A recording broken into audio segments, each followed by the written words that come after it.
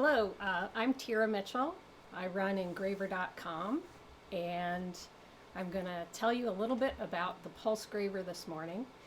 I know a bunch of you are joining in, even from Sweden, which is wonderful.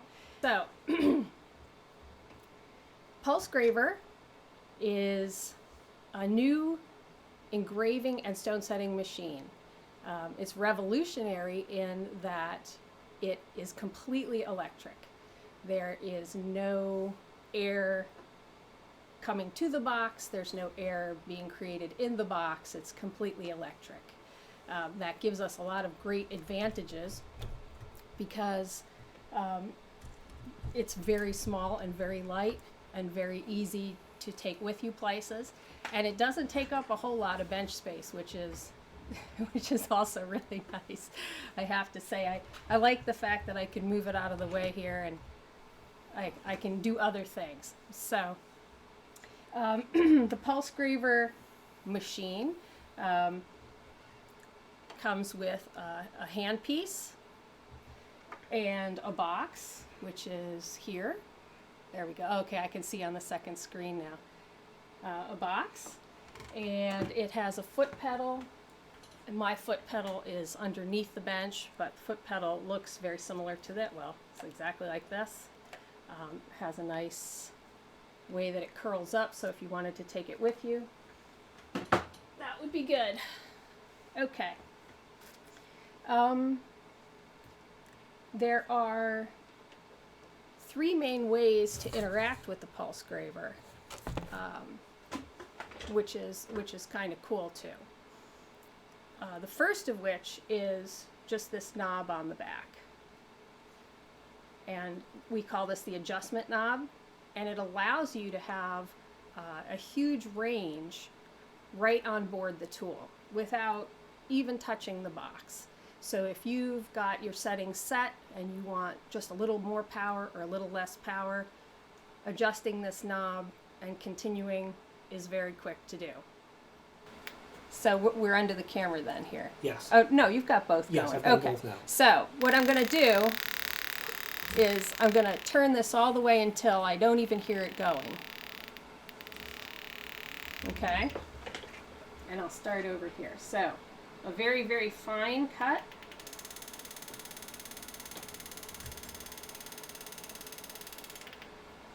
And then I'll turn it, a little bit. Wrong way.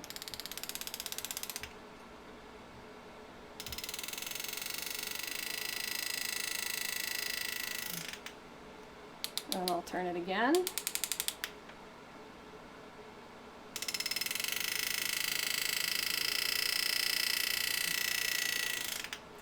So you can see where if you're in the middle of something and you just need a little bit more power or a little bit less power, and you knew which way to go, you don't even have to take your eyes off the work. You can just change this out and really change the power that you have.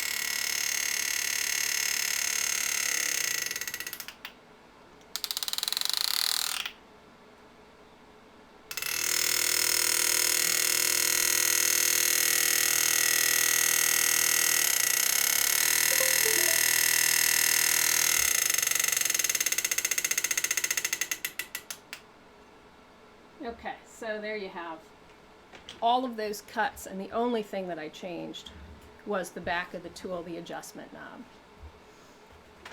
Okay, so that's one way to interact with the tool. The other way to interact with the tool is to actually change all the buttons on the tool. There. Okay.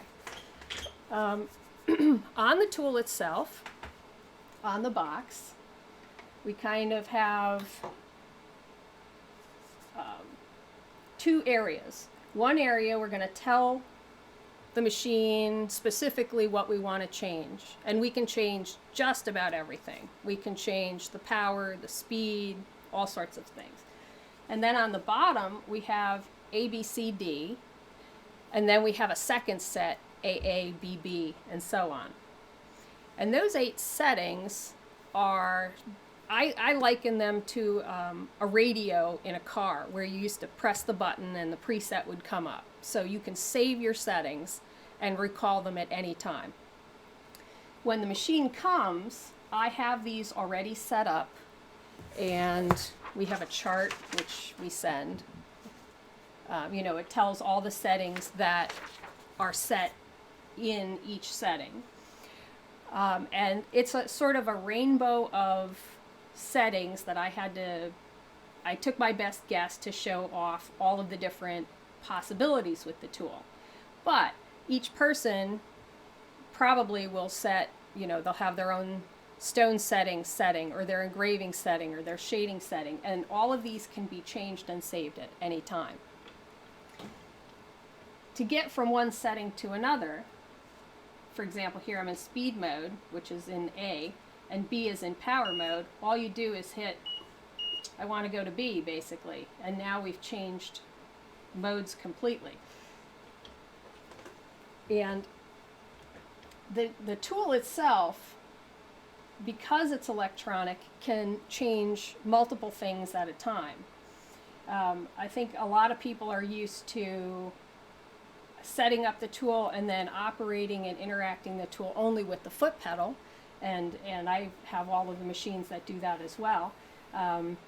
In this case, you can change all sorts of things before you get to the foot pedal and also have the foot pedal. So, for example, if I go over here to A, it's set in speed mode.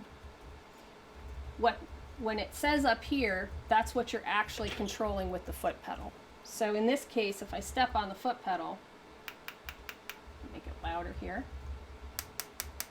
I'm actually controlling how fast this is going to go up to, in this case, a maximum speed of 40. And wherever I am, I've kind of got a little odometer here. So if I find myself really working, let's say here, and that's my comfortable speed, it's a good thing to know so that I can put it into the system and save that for other options. So in speed mode, the foot pedal is controlling the speed. The other way to work, or I should say another way to work, is in power mode. And in power mode, now the foot pedal has changed and it's controlling the power of the foot pedal. So I'm going to go at constant speed of 40 because I set it up that way, but you can go anywhere from one hit at a time up to, I believe it's 60 hits per second, so up to 3,600 on the power mode. And here it's going to start very low, and as it builds, again, you can see this is more like a lot of tools that I have had in the past where you ride the foot pedal and you engage it or you back off of it. And both ways of working are very cool, and it's really nice to be able to go back and forth between them. So I'll give you a little demonstration of that. Here in speed mode A, can you go, oh, we are under the camera yet, right? Yep. Let me do a quick transition.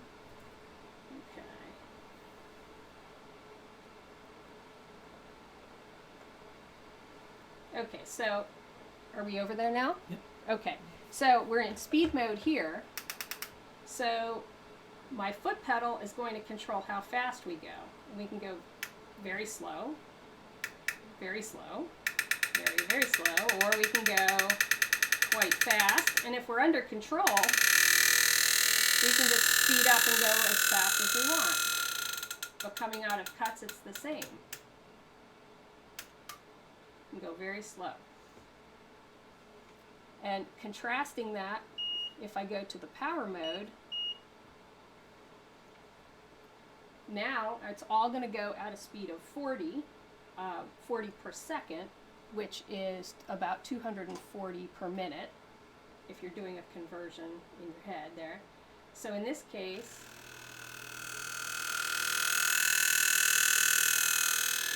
now I can stop in the middle, of course. So I can have a different kind of a cut, or I can go back and forth between the cuts. It allows for a lot of flexibility in how you're going to work. Okay. Do we have any questions or anything yet, Rob? Or Anybody, if you want to use chat to send in questions while we're going along, I'm going to be watching the chat and we can throw them in with Tira. But right now, if you don't have any specific questions, I think you should just continue the presentation. okay. All right. So a third and very unique mode that this machine has that no other machine to date has that I know of is a mode called burst. And in burst, you can set a very set number of hits and then it will repeat. So I'm going to go over here to burst mode. And I'm not sure if you can see on the screen, but here we have 7 hits in a row. And that's how I've set this up. So when I step on the foot pedal, we're going to get 7 hits in a row, each individual hit. There's a thing called delay here. That's the time between the hits, and I can make that faster or slower. And then that group of 7 hits is called a burst. And my foot is actually going to control the time between the bursts. So the first thing I'm going to do is step right on the foot pedal and show you what that would sound like. So it's giving me the 7 and it's waiting. And it's a very metered type of pulse. Now, if I only put my foot halfway down, it waits longer before it gives me the 7. So I'm actually can control when that next set of 7 comes. I'm going to step on it here now, it'll be faster. So what is this useful for? That's a good question. We keep finding really cool things that it can do. For example, it can do bead backgrounds, where if you set up a bunch of pulses quickly, and I think I have that on D here. In this case, it's 3, but they're so quick it almost sounds like 1. So you could roll the bead punch around. Let's see if I have one over here. Probably do.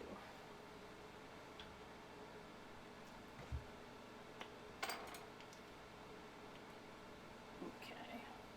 Want me to switch cameras to the scope? Yeah, I mean, whoops. Yeah, I'll do some bead punching type stuff. You can. Oh, I can do this a little bit on the side because I can't get my hand up there, but we gotta get to see it. There we go, a little bit. So, get it a little bit more powerful here.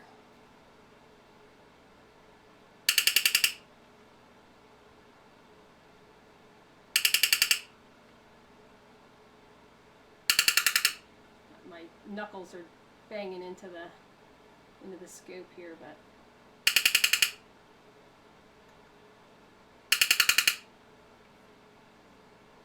so you can see where sometimes if you're doing something methodically. Lift it up on the scope, you can see it. What? Lift what up? The bead punch. There you go. The bead punch. Here's the bead punch. This was just a number 7 punch. One thing, since I have you here, is I have it in one of our PulseGraver Collets. These are new. They go with the PulseGraver. Trying to see if I have Okay, so they're very similar to other Collets that are on the market. However, we have many more, I don't know what you call them. Index slots. There we go. So that's useful because we do have the wire coming out the back. And depending on if you're right-handed or left-handed, for instance, if I was using a graver for this, get a graver here. Can you put the engraving in the background or something? It's dark on dark and it's hard to see. Sorry. Great. Okay. So I'm a right-handed person, and this is right here. This would be a little bit difficult because it's going to hit my hand the wrong way. Well, no problem. I can just move it 45 degrees, and now it's completely out of my way for cutting. So depending on if you're right-handed or left-handed, you can move this very easily on the fly. You don't have to loosen anything, you don't have to tighten anything, you can just change it at will depending on what you're trying to do and how you want to work. So that's kind of a nice thing for the collet as well. And those come in 3 different sizes. This is the little one, this is our 1.9, and this is a carbide graver. But they also come in 2.5 and 3 millimeters so that they fit the wide range of all the tools that are out there. Okay, so I'll just show you a little bit of cutting. And we can go back and forth with the cutting, which is really another bonus for the tool. When the tool comes, I just put it on fast set A, which has a power of 1.5. That's a lot of power. It's more powerful than I would need. This is a plate, it's a pattern I'm just cutting in mild steel. So rather than fight with the excess power and just turning up and down the knob, I'm going to limit the power so that I have more control. Do you want me to turn on the cam? No, I'm just gonna, Here, let me turn on the cam so they can see what you're doing now. Okay, well I'm just gonna push the buttons and limit the power here. So it's at 1.5 power now. It's way too much power for what I need for this. So I'm gonna go into speed mode here, and I will just say, yeah, I don't want that much power. I'm gonna put it down to 0.5, which doesn't sound like a lot, but it's going to be more than enough power to do the cutting that I need to do. The other great part about this is when I have my foot all the way down, it's not going to go more than that. So I've basically taken the foot pedal and made it even more sensitive, because when it was up at 1.5, I could get to 1.5 on the bar. I'll start over here. At 1.5, if I push the foot pedal all the way down, it has a whole bunch of gradations to get to 1.5. Okay. If I go and I limit the power down to 0.5, I still have the full range of the foot pedal, but now there's sort of like a whole nother set of gradations. You know, it's only going a half at a part of a millisecond at a time here. So it gives you a lot of flexibility and a lot of control. So if I go back over here under the scope,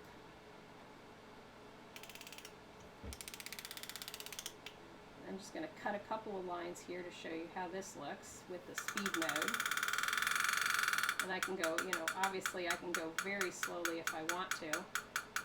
This would be great on if you're doing borders, or if you have to get into a place where you're turning quickly.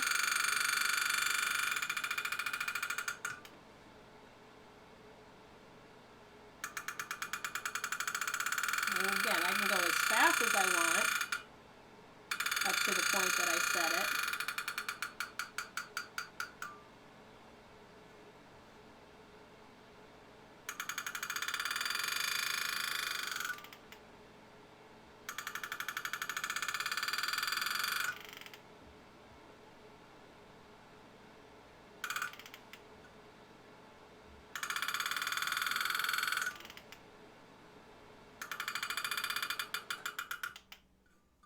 Okay, so that was cutting in the speed mode. Now for the shading, I can shade in the speed mode if I'd like. The 0.5 is actually even more than I need, so I'm going to go down further. You don't have to show all that. I'm just changing it over here. So I put this down to 0.2. Am I in focus there? There we go. Okay. So I can actually go very slowly if I want to. I don't have to, I can go faster.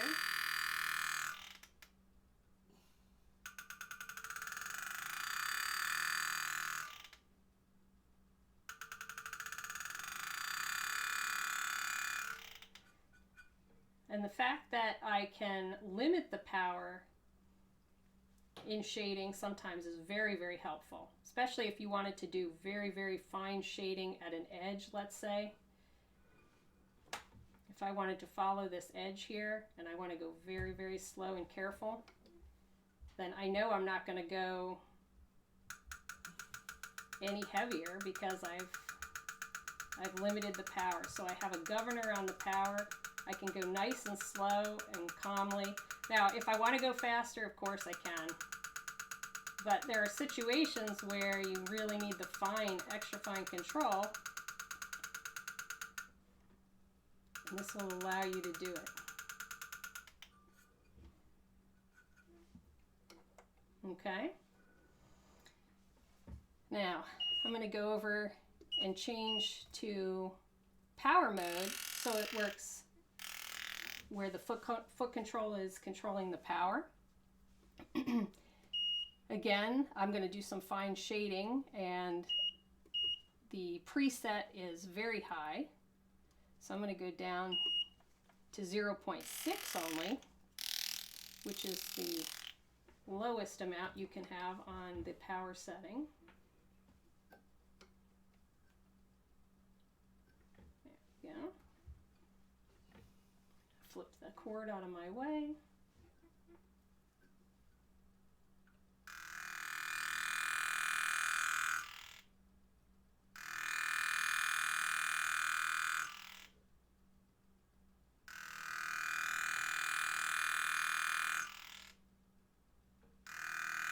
So you can see you have the ability to go back and forth at any time, however you want to do it.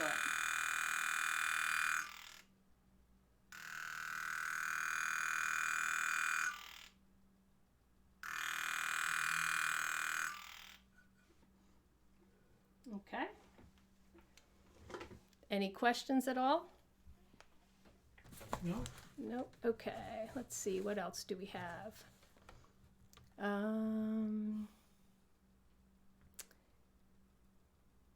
Okay.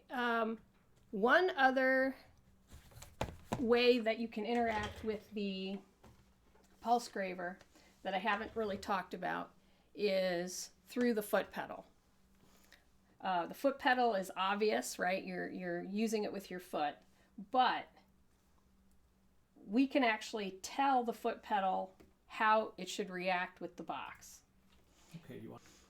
Okay, so in the power mode, when you're controlling the speed with your foot, you can't change how the foot pedal reacts. It's a linear pedal.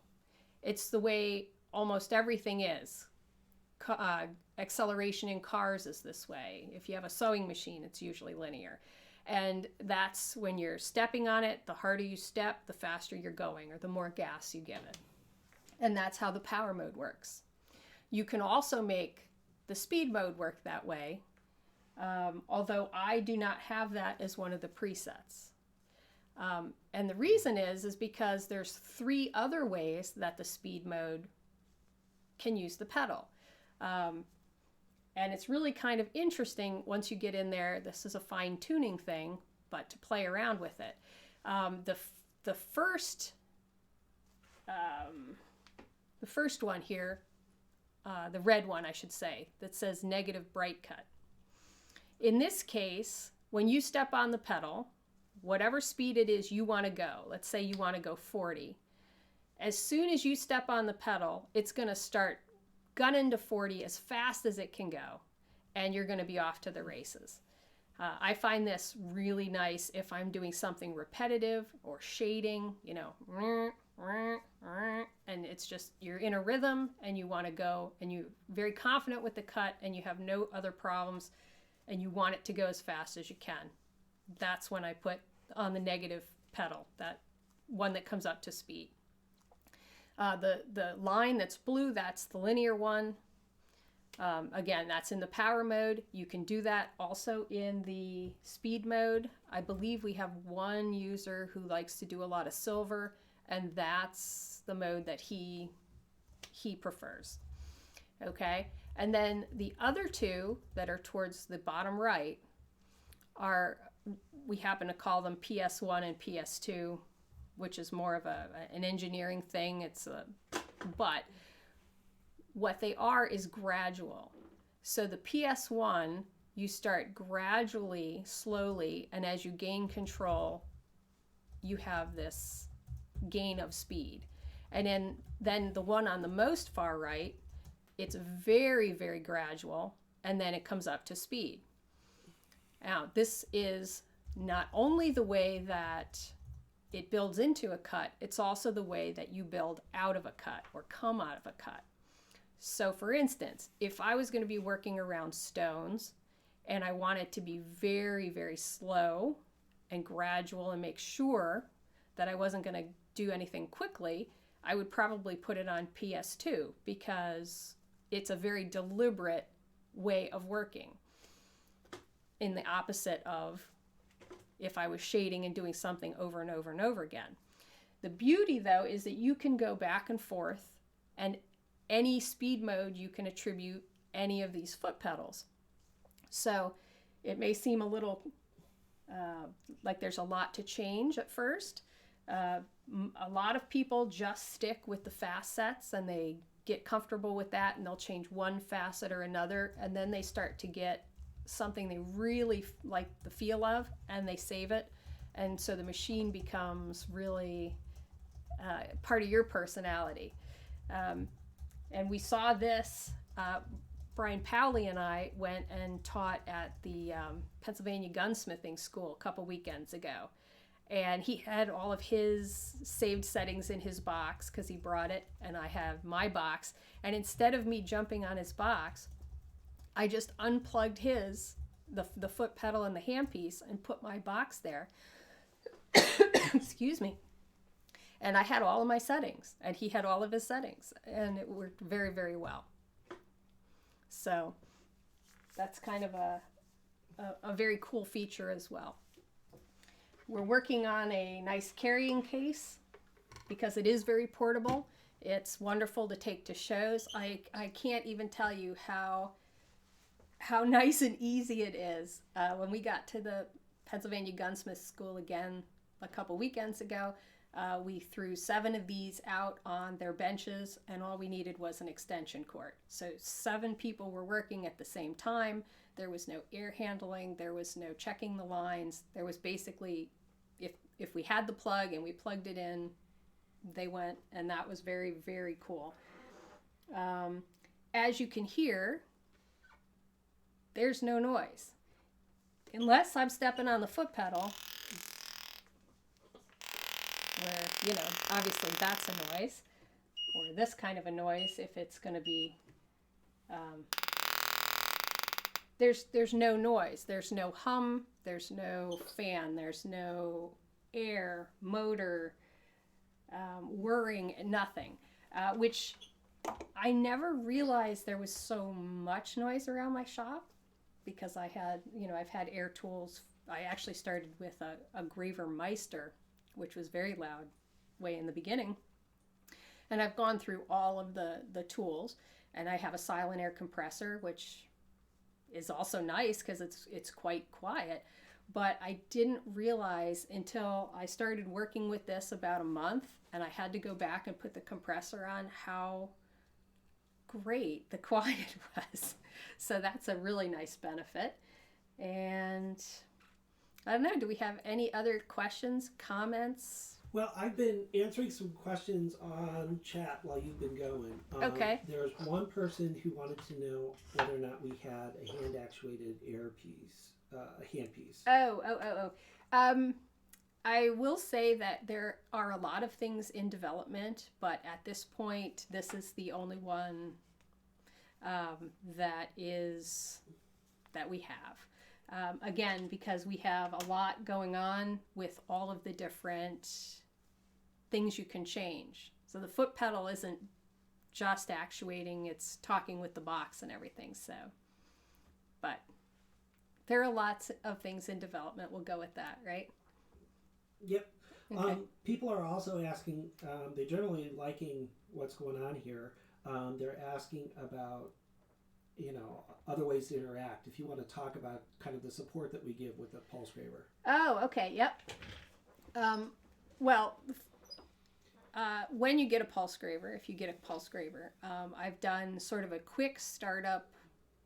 Instead of reading a manual, let's say, I go through how to actually change the buttons and make the settings, and it's much more in depth than what I just did here. So the first thing is that there's a video that you can look at.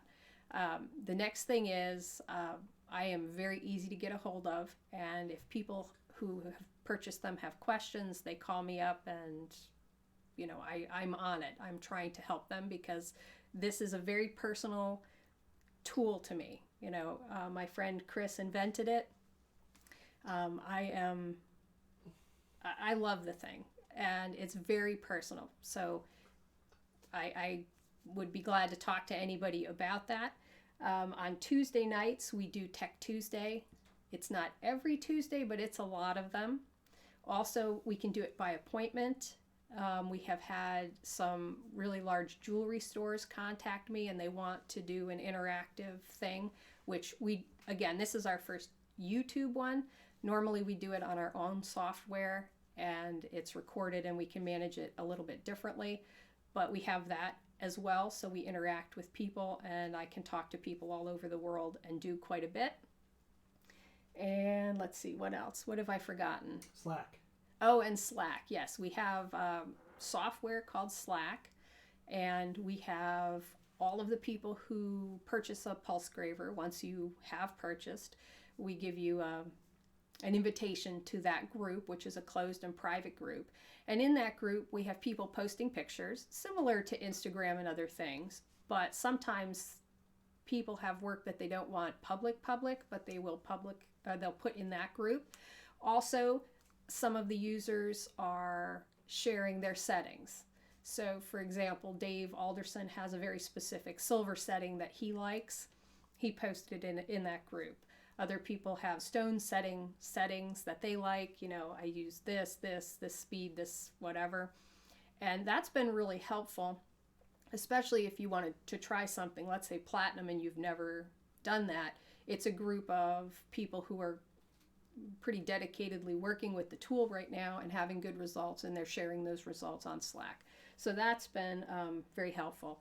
Also, it rings on my phone and Rob's phone as well. So if something's going on and someone does need attention, again, we hear about that right away, as opposed to other forms of social media where I try to keep up, but we're pretty busy, so we can't keep up on every platform all the time.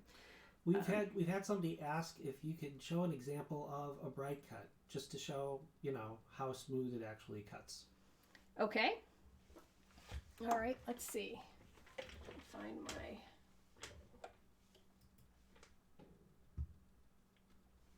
Oh, I'm not going to do it on this plate though. Let me just change plates.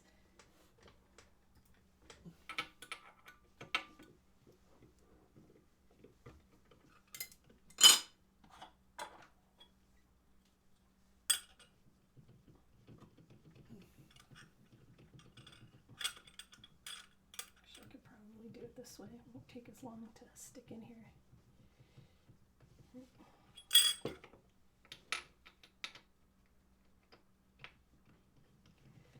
Bear with me, sorry.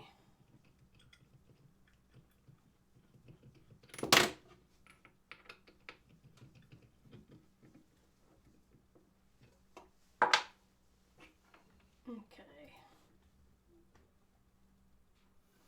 Yeah, one of the other interesting aspects of this tool is you can have progress marks or not have progress marks depending on how you adjust the tool. So for instance,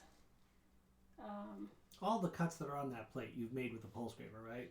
Well, yeah, other people have as well. I believe this is kind of some of This was a practice plate that came back from somewhere, but I do a lot of cut testing on things, so you can do this kind of a thing, and let me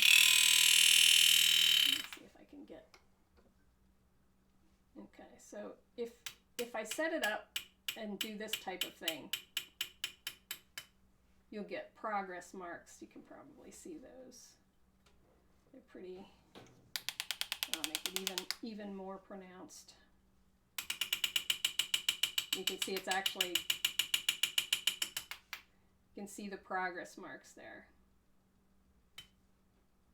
Okay, so that's an indication of the tool has really more power.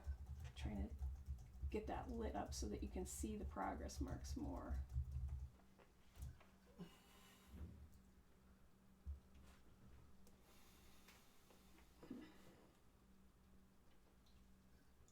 So I can see them pretty well. You can kind of see them there. But if I wanted to get rid of those, that's an indication that the tool has more power than it needs to have for the cut. So what I'm going to do is I'm going to take the power down, put it maybe at 0.8.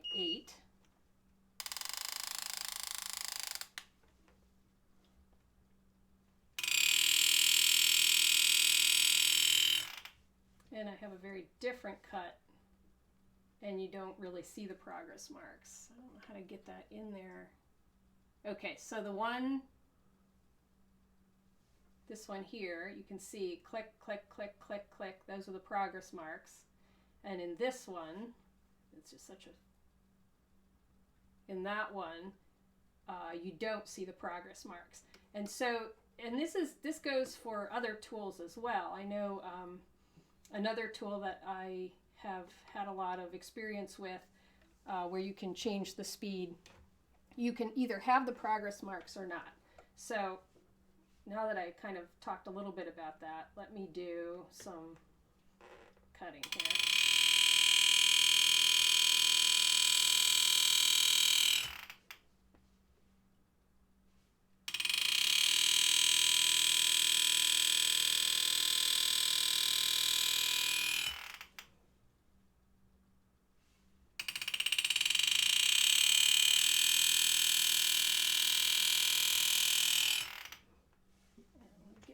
Different graver that I have set up that I can go a little bit.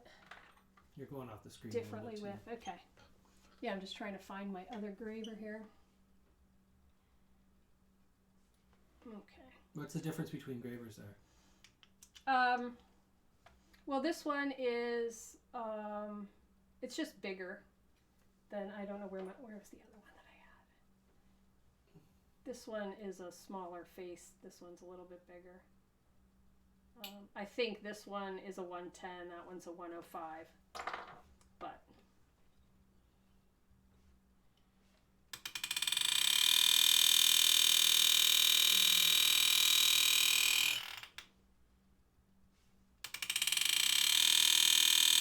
now this is in steel too, this isn't in silver. Move it down, you're at the top of the screen. Yeah, there you go. So this is in steel and not in silver.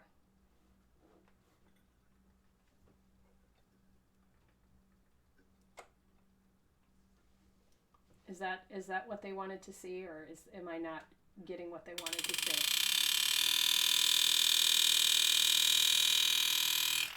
I'm waiting for some more Okay. comments, but I think you're doing good. Yeah, there was, I know at the beginning we had a lot of questions from Dave Alderson, who got a machine very early on. And he spent a lot of time trying to figure out exactly what settings would work for him, which he has. And he does just a pile of Western bright cut in silver with the tool. So it's certainly capable of doing that, which is good to know, right? We have a bunch of setters that are setting with it. We have a lot of engravers that are cutting everything from titanium to stainless. One good thing about the speed mode for stainless is if you can set it so it's more tick, tick, tick, tick, tick, you'll have a lot easier time because the stainless isn't work hardening from the extra fast, so that's kind of a nice thing. Stainless, gold, platinum, so far it has been a very versatile tool, and I don't know, I love it. I use it every day. So, and let's see, what else? Do we have any other? I know we have, okay, where can you go see it? You can always, again, either email or call me and come and visit me in my studio. I'm glad to show people the tool. We are going to be at the Jewelry Institute of America. I'll go ahead and put up the webpage. You can talk about it. Okay. Yep, all the different places that we're going to be. All right, so here's today. Here's today, yep. Tonight, if people want to have a more personal thing, there's still room if they want to subscribe. This page is on pulsegraver.com/tryit. You can see up in the corner here. And then you can still subscribe, register to subscribe for this evening, and that's where you can actually talk live to Tira. It's more interactive than...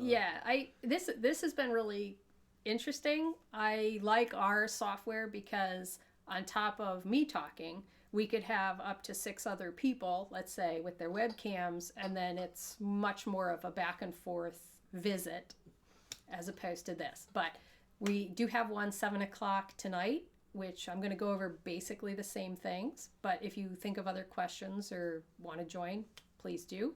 We're going to be at FEGA in Las Vegas in February through March 28th through March 1st.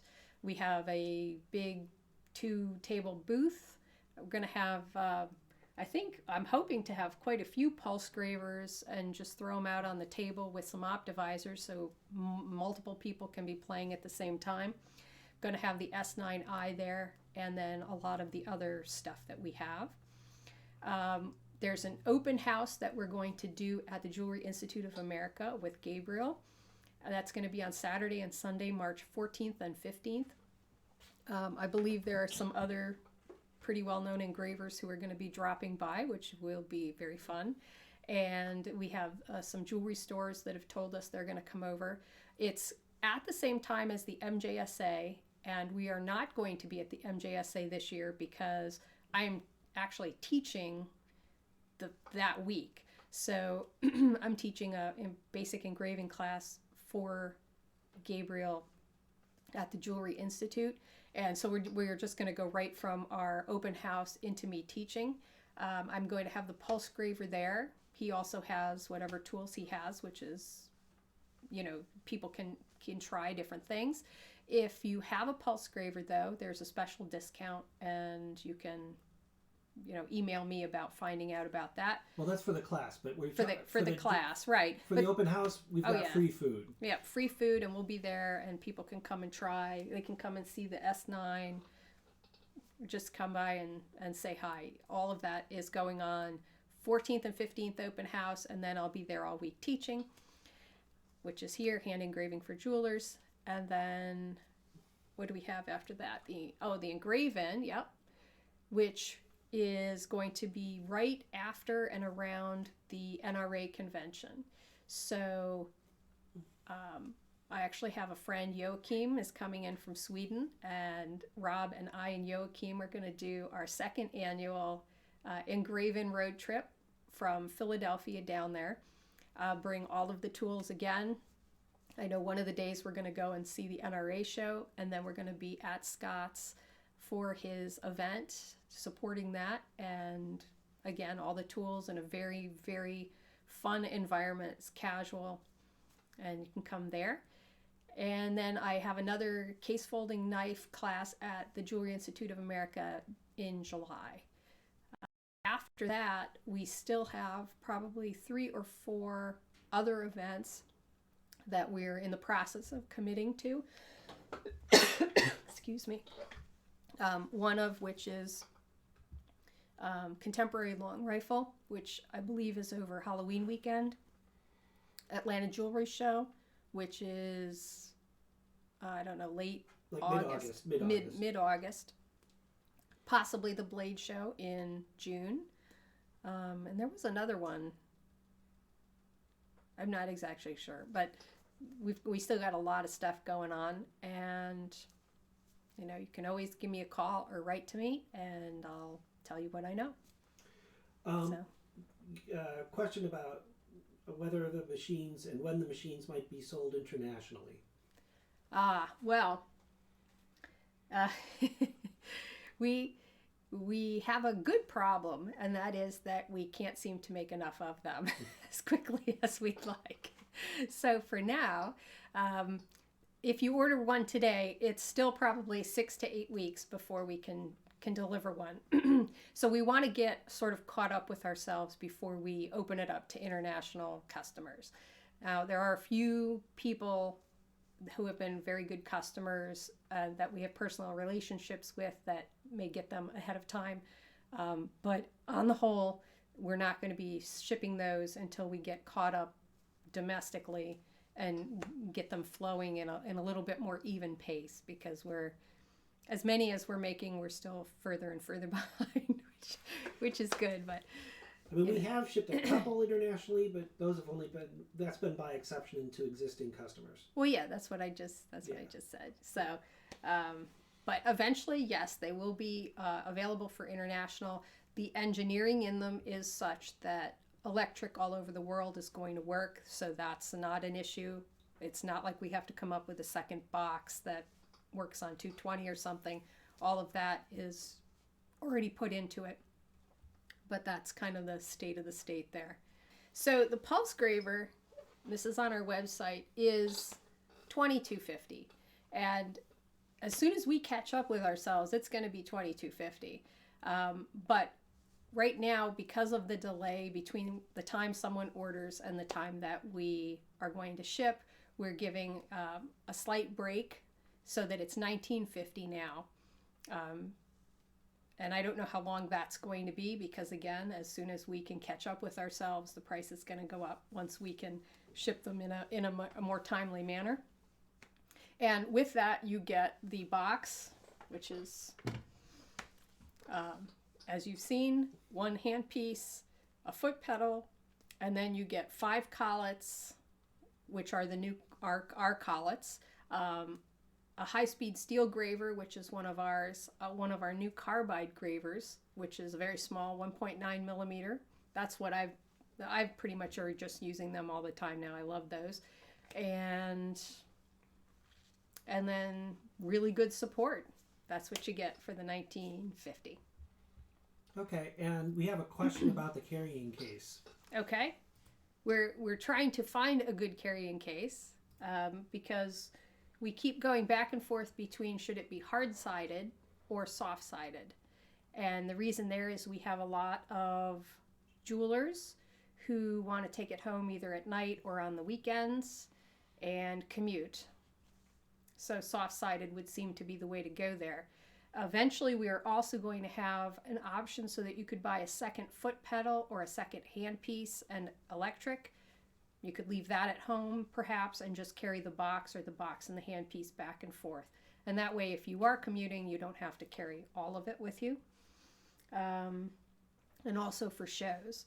Right now, I have, just because we do a lot of shows, I have heavy Pelican cases for this guy here, the S9, and I stick all of a PulseGraver in a heavy Pelican case, but it's really overkill and oversized, so we're trying to figure out what the best would be. If you have opinions on that, we'd love to hear about that.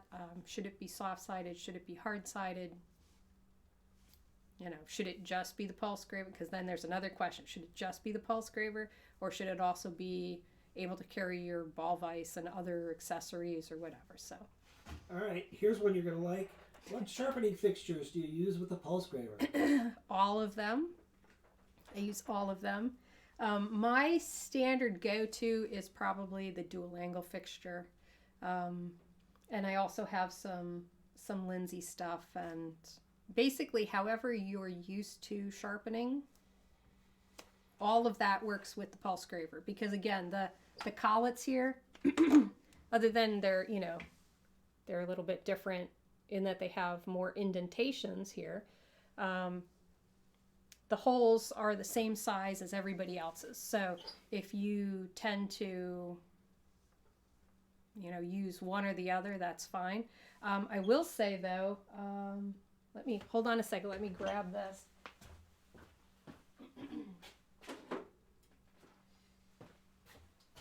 If you have a widget or you have one of these types of fixtures, our Collets will index right into them. So I don't have to take,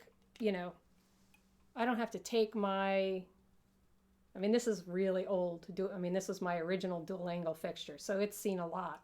And I just got one of these widgets, but, there it is. I don't even have to change anything. I just pop the graver right out and in, and I can sharpen very easily that way.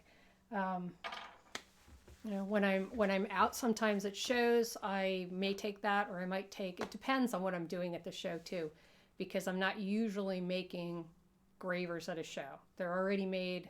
I'm gonna go. I just need to spruce them up a little. So in a lot of cases, I'll use maybe the Lindsay for that. But really, that's that with the sharpening. Okay, we've got a question from somebody about what do you have to say about making somebody feel better about buying a PulseGraver that's in essentially its first iteration? Feel better. Well, the specific question is, okay. I'm concerned about buying the very first version and then want the next version because of improvements and new features. Okay, well, a good question. And one of the reasons that we are a little bit behind ourselves is because we tried to plan a lot of that in. And by that, I mean, it's a box with buttons, and the program that runs in there is changeable. So we've already had some of the very first people, we've come up with improvements. And so as they come to see me, or as their boxes come back in for us to inspect, what we can do is update the software, and then they have all of the benefits of the new software.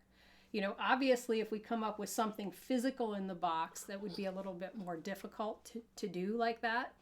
And we do not have a port on the outside of the box. We actually talked about that, but decided that we would want to have the box back to do the memory change. But if we come up with, more exciting things, our hope is to have them be quite a bit backward compatible to a point. I'm sure at some point, 5 years from now or something, there might be a change that we can't even imagine yet. But as far as how the programs are working, any cool things we're coming up to, about it, it seems we can update.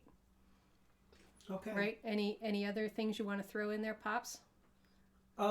No, somebody just wants a clarification on whether or not they can use GRS Collets engravers, and if you could talk a little bit more about our Collets and comparable Collets on the outside. Okay. Well, we designed our Collets to work with our tool. Okay.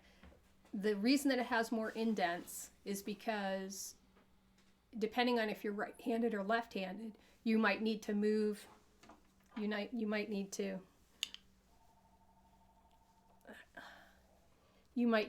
move this out of your way. So you can do that pretty easily by just rotating it 45 degrees, and then it can go from here all the way over to there.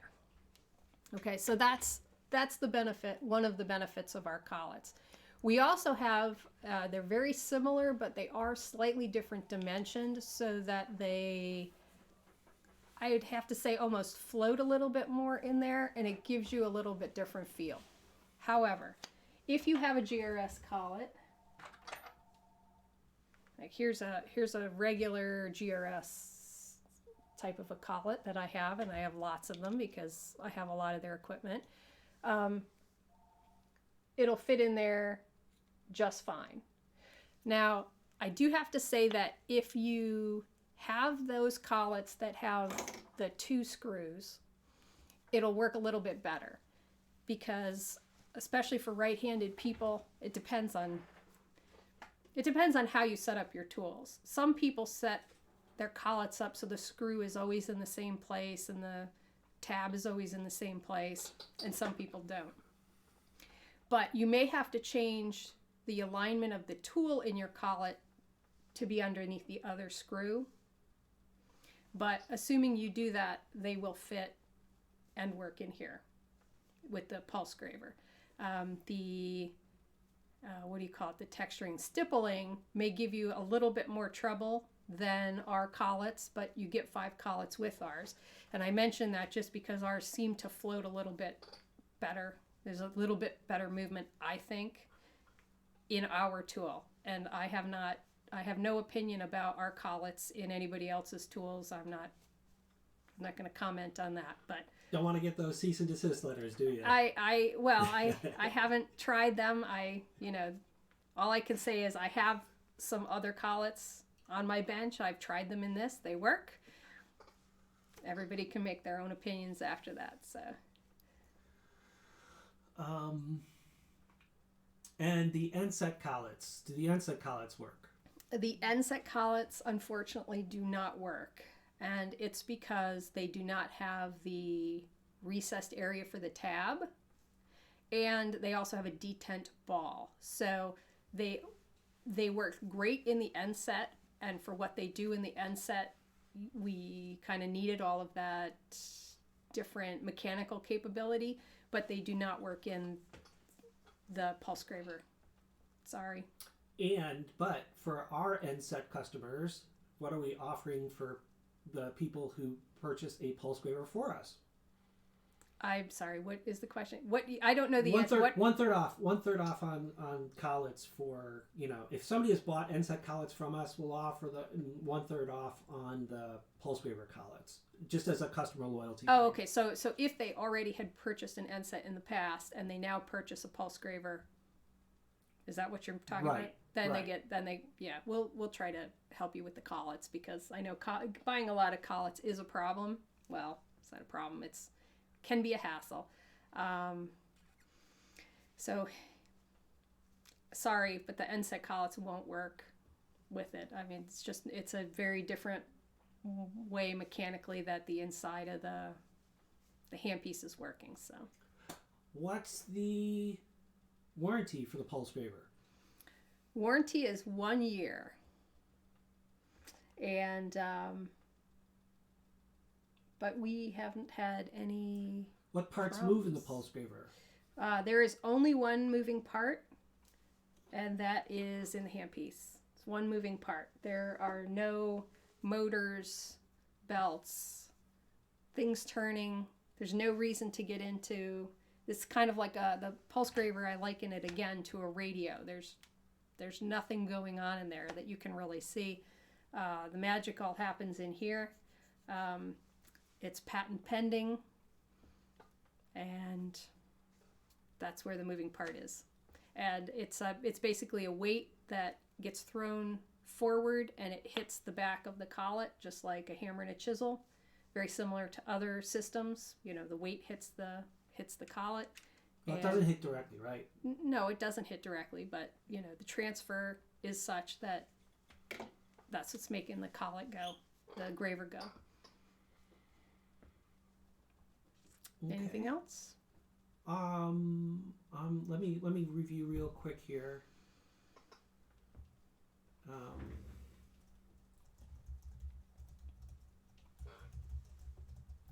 I had to clean up my bench. It took me a long time. It actually still doesn't look all that clean in the stream here, but I actually spent a long time cleaning it.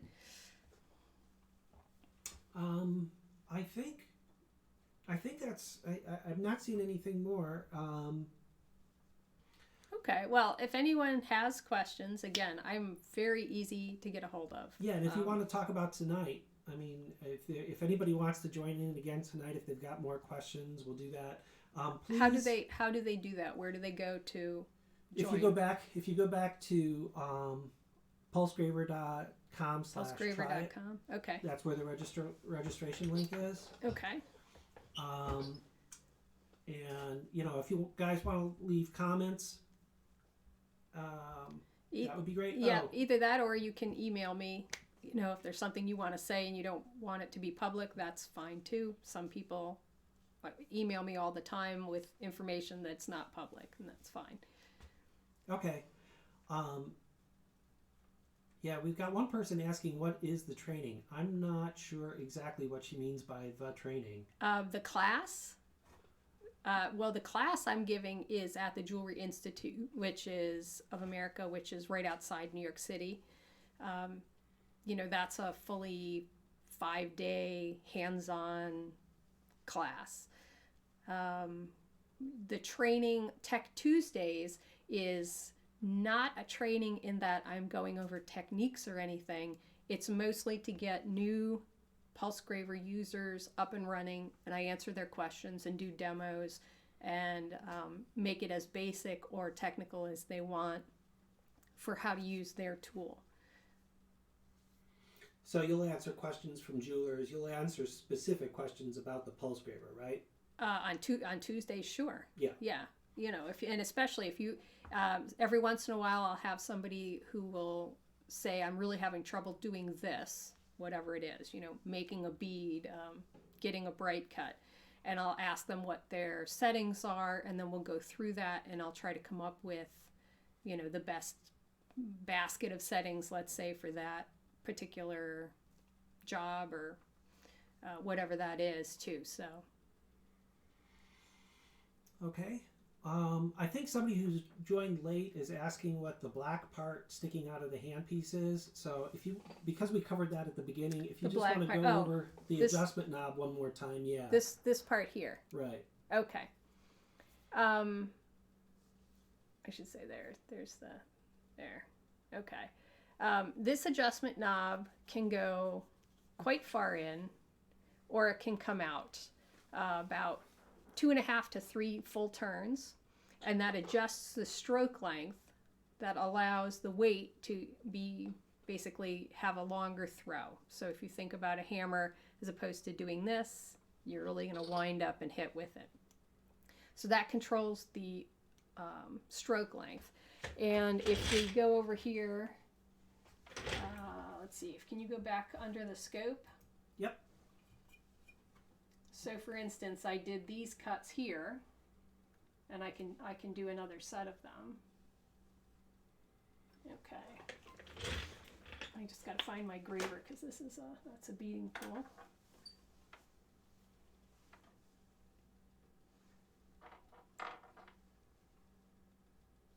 Okay. So let me just get set up here.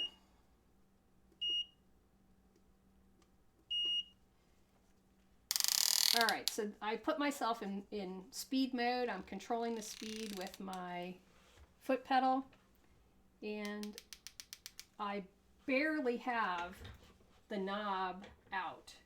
It's out, but it's hardly hitting the back. I can hear it's very, very faint on there. Okay, so in this way, you can see I can do just the most fine little line, and I'm not pushing at all. This, you can kind of see it's tick, tick, tick. It's actually doing it itself. And then I can dive a little bit here. So there you have a very fine line. Now if I turn this out a little bit, you get a longer stroke length. And this is all right on board the tool. If I turn it again.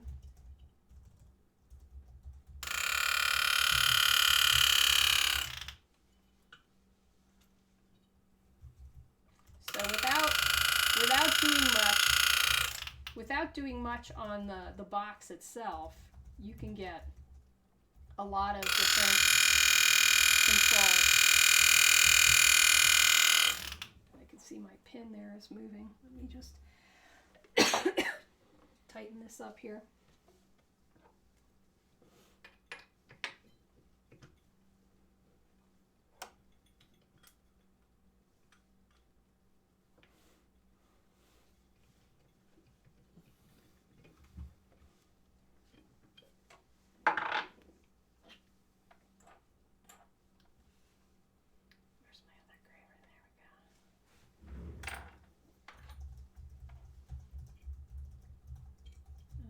Other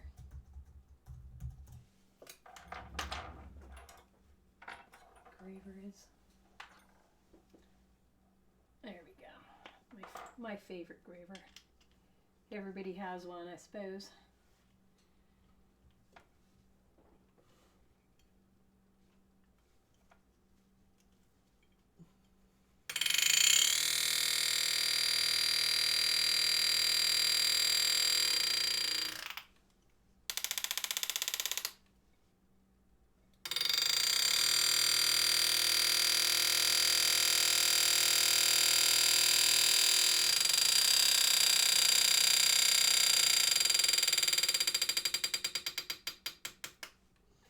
So, I mean, you can see, and that was just by changing the back here. I didn't touch anything on the machine. So, again, we just made this cut. If I clamp all this down, I'm going to step on the foot pedal and clamp it until I can't really even feel it vibrating out just a little bit. And then I can make another really fine cut.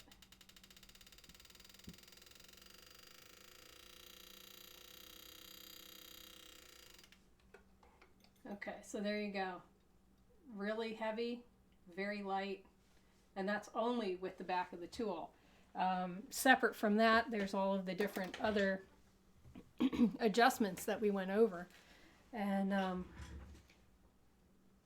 I don't know, the thing that I think I like the best about it is some days I just feel like working differently, or I'm bored. You know, you're doing the same thing over and over and over and over again, and I can just change the way I'm working. If I want to have a smoother cut, if I want it to be more articulated, whatever it is, the tool, the PulseGraver, can do what I want it to do.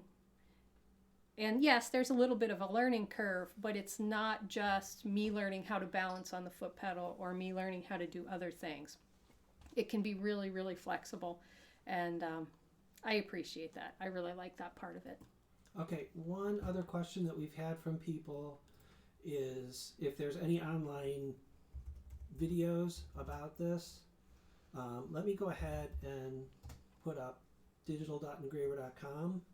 Yep, and again, we are tending to put up our videos on this platform just to keep them in one spot. We do have some, I think, up on YouTube, or we have in the past.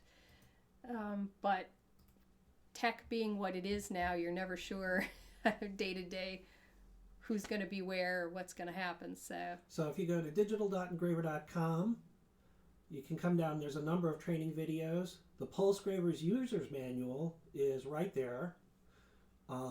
This is the link that we give to people who purchase the PulseGraver. And it's free. So you can get the user's manual right now if you want to go and take a look at it. Yep, and then we're going to obviously be having more and more as we find the time to do it. It's basically been an all-out sprint since March, which has been really cool, but a lot of work. And as we find the time to do more and more of the videos, because we are online a lot on Tuesdays, and again, we do a lot of jewelry stores or private people. They want to call in, and we're doing a lot with video. It's just not necessarily a lot of public things with video, but we are going to try to do more with that. And if you have any ideas for what kinds of videos you want to see, or projects or whatever, let me know. And if I can't get to them, I know that there's some other people. Obviously, Chris, the inventor, he's doing stuff all the time, and other people as well. So I guess the last question that you have is, where can they get that awesome sweatshirt? Yeah, do you like that?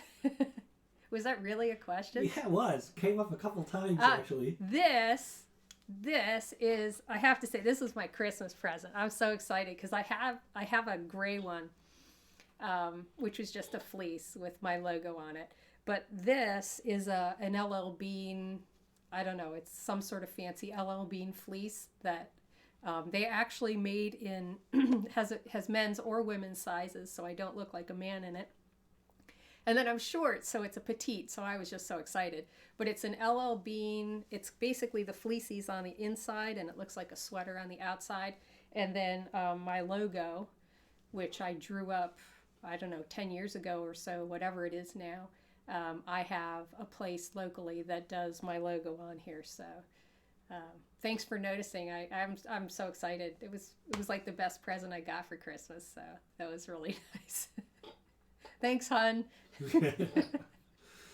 And then there's a question about stone setting videos. People are asking for stone setting videos. I do think we have one up there on YouTube right now from the silver ring that we put up. That was an example. Yeah. I mean, we actually have a ton of footage because we're in the middle of, we've already filmed it, a stone setting video for bead setting. The issue is really it takes a lot of time to do the editing, and the lighting is, as you can imagine, for engraving, it's pretty crazy. But when you're trying to get very high definition, close in shots, and the light is, going crazy with the it would be reverb in noise, in the glare, in the, so. But okay, we can work on trying to do some of that as well. All right. Well, if you want to wrap up. All right. Well, thank you for coming. I'd appreciate any feedback you have, constructive, what you liked, what we could do differently, what you'd like to see. That would be great. Thanks for coming.